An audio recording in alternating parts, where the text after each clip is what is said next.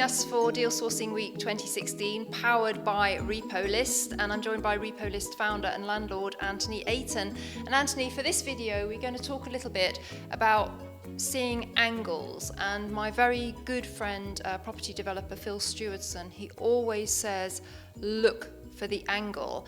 And one place to start, it's a bit of a cliche, but it's a cliche for a reason, is look for the worst house in the best street.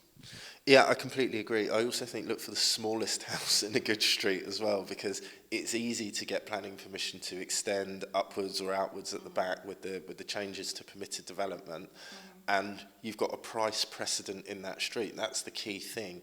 What you don't want to be doing is being in a street where the top price is, or the top value is £250,000, taking a £250,000 house, sticking a swimming pool in the back garden and saying it's a £300,000 house, it's just not going to work. Far better to buy the £150,000 house in a £250,000 street and adding to it. And there's so much helpful information on the portals about prices achieved in certain streets, so you can use that as part of your research. Yeah, there is literally no excuse for not having that information. I go as far as to say that for people that have purchased property through property sourcing companies and have then gone, oh my God, he told me it was worth 300,000 and it's worth 180. You don't deserve to have money. There's enough information out there for you to have, it's so easy. It's so easy. It's on Rightmove, it's on Zoopla, net house prices, wherever you want to go, you can always find this out. I think also that the pictures on property portals can kind of hint at a deal. Quite often I'm very suspicious if they don't show the outside of the property. It could be that it's ugly, that it needs, some refacing on it. If you see a property with horrendous decor, you know that there's an opportunity there. Perhaps a property where a hoarder's been living, it doesn't photograph well. All sorts of things. You see a stair lift, that could indicate that an elderly person has been living there for a long time. So you need to really look with your eyes at the photographs as well and look for those clues. Yeah, absolutely. And I think when you're actually in the area as well, there's even more simple ones than that. You look around the houses, have other people in the street or in the area on the block done loft extensions? Yeah. If they have, what are their houses worth? What's this unextended house worth? That's kind of straightforward. The other things that I think are particularly valuable, there was some research by Trustmark which showed that where there was a perception that a house had been refurbished with very bad DIY, purchasers would discount the value of that house by 11%, which is a huge amount of money in some cases. But for somebody that's clued up, it's also an opportunity. Yeah.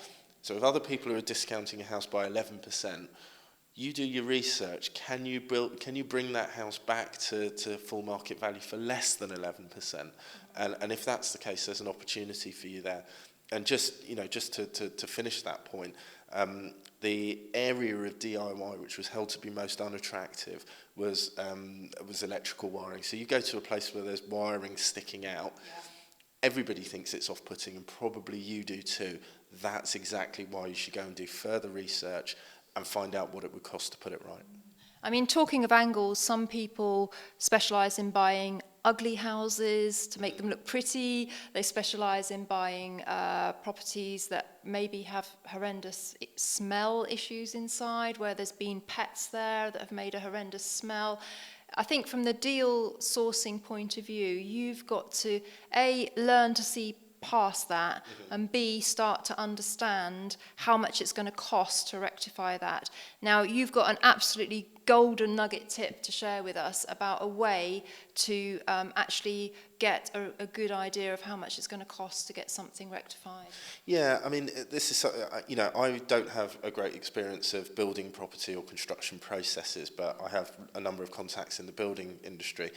And when I was going to auction properties, there often wasn't time for me to go and view a property, then to get a builder to go and view it separately.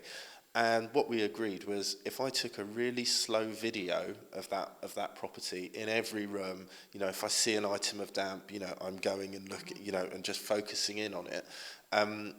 There are a number of builders who are happy to give, you know, fairly accurate, ballpark figures from that, and it's so much more useful than picking a number out of the air, which is what a lot of people do, then sticking their hand up at an auction and then hoping that the 50 grand they said to put it right is going to be accurate.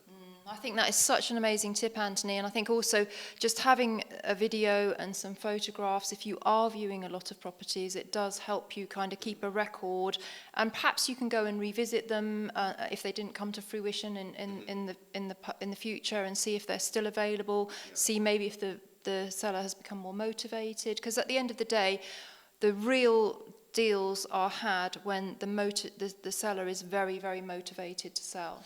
Yeah, absolutely. And, you know, having sort of watched auctions and, you know, been on Rightmove for a number of years, I noticed often that the same properties were coming round and round and round, or that I'd see a property and it'd be on with an estate agent, and I also happen to know it was on at an auction, you know, 50, 60 grand cheaper.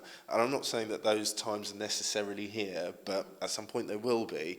And the more knowledge you have, you know, the greater your ability to price assets. And that's essentially what it is all about. I mean, I'll give you another example. In auction properties, a number of auctions will say, well, there's a tenant in this property, so we can't give you any internal access. And I have a friend who I won't name, he's one of my best mates, and he works on Homes Under the Hammer. And he'll just turn up anyway, knock on the door and go, look, here's 25 quid, can I have a look around? He knows more about that property than anybody else in the room. And so he's able to make more accurate bids than other people who've got to say, well, you know, I might go in, it might be a shell, you know, and he knows what's in there. Well, brilliant tips, Anthony, and I do hope you are enjoying Deal Sourcing Week 2016 on Property Tribes, and there's a lot more to come, so tune in tomorrow.